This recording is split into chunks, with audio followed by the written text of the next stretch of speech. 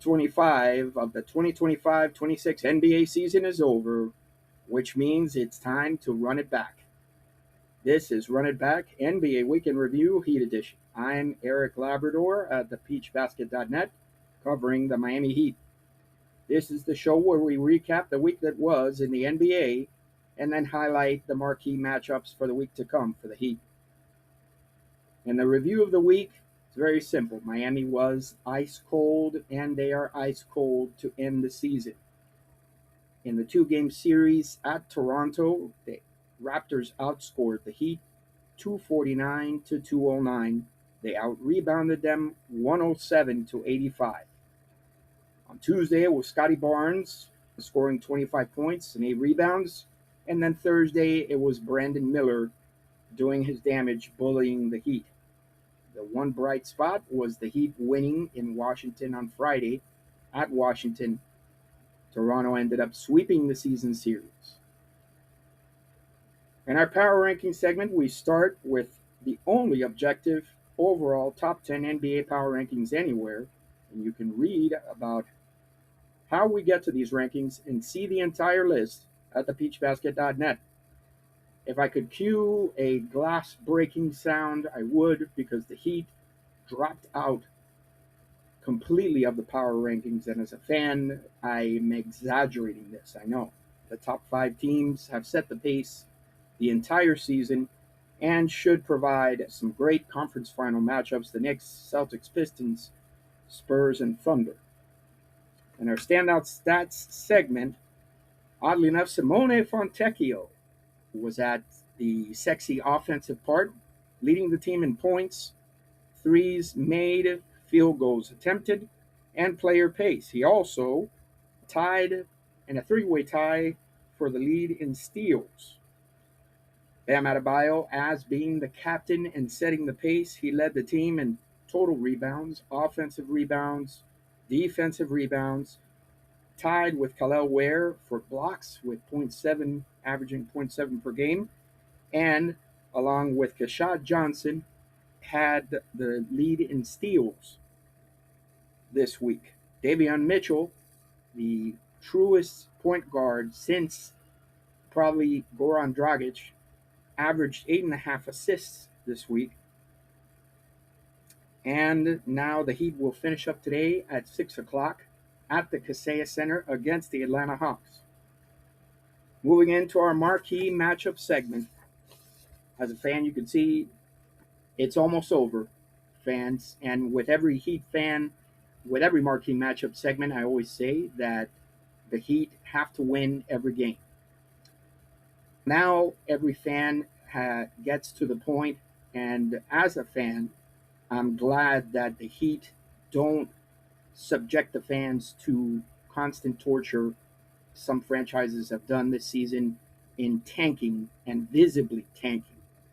But it is down to a point where the Heat, if they win today against the Hawks, they have the ability to host the Hornets. If the Hornets lose today, they have the ability to host the Hornets in the first play-in game. With the prospects of Miami not being able to make a deep playoff run, they are around the 13th position in the draft lottery and could make it to 12th in having AI help if Phoenix lost the first play-in game, and Miami would have to lose to Atlanta. And per Barry Jackson in the Miami Herald, a scenario he puts is the Clippers have to beat Golden State, Portland beats Sacramento, the Heat, the Blazers, the Clippers, and the Hornets lose their play-in games, and Golden State makes the playoffs, and Miami might have a chance to move to either the 11th or 12th spots in the draft lottery. Some draft picks or players that could be projected to go in that position to the Heat, or 2 Michigan players, Yaxel Lendenberg. He would fit in great here in Miami because he's Dominican, of Dominican descent. He's a senior, so he would give some maturity, and he's a front court player. Merez Johnson, also a front court player for the national champion Michigan Wolverines. He's 6'8" or 6'9". And Koa Pete, a freshman from Arizona, 6'8", 235. Koa Pete, though, is, according to AI, facing a decision on whether he should leave Arizona and enter the draft. I don't think he should. If he's a freshman, he should stay in Arizona, help the Wildcats win a national championship. Just reading those three players with the help of AI, Lendenberg looks like the best one because it is an ongoing story. And I write about this that the Heat invented small ball, and the rest of the league copied them and started to beat them at small ball, basically taking away the big man as the focal point of the offense. Now, the small ball is turning into length ball, where a lot of teams are physical, but they're not as much tall as they are long. Look at what the Orlando Magic were able to do with Miami. Their length and their physicality have dominated the Heat the last couple of years. So Miami is at, the sexy word is an inflection point.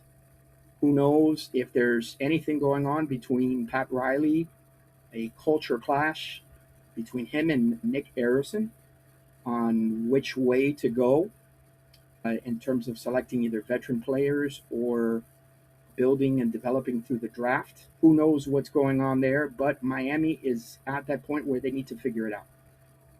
It's not about making the play-in, because Jimmy Butler did prove that making the play-in really doesn't mean anything, because you can really catch the higher seeded teams off guard.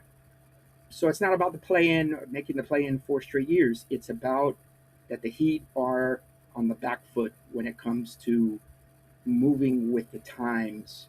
They integrated the new offense this year, and the Heat were great when it came to pace and it came to scoring. They were pretty decent also when it came to rebounding, but now it's the personnel. So, like with every franchise here in South Florida, at one point in time, they get into the wilderness where there's not really a lot of clarity, and they start having problems.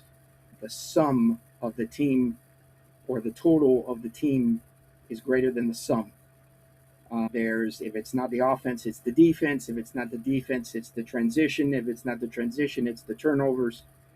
The Heat are at that point. As a fan, I appreciate the organization always wanting to stay competitive rather than visibly tanking, because I think you lose a lot with the fan base when they see that you don't care. At the end of the day, they don't care, and they don't have to watch the games, and they don't have to go to the games. But at this point in time, the Heat have fought the good fight, and it would probably be better if they had a very gracious backing out of the play-in tournament and get ready to get a good player in the lottery. I'm off my soapbox. I'm going to sit and watch the game tonight. I hope you'll watch it with me, and we'll see if we can run it back some more. Have a good day, everybody.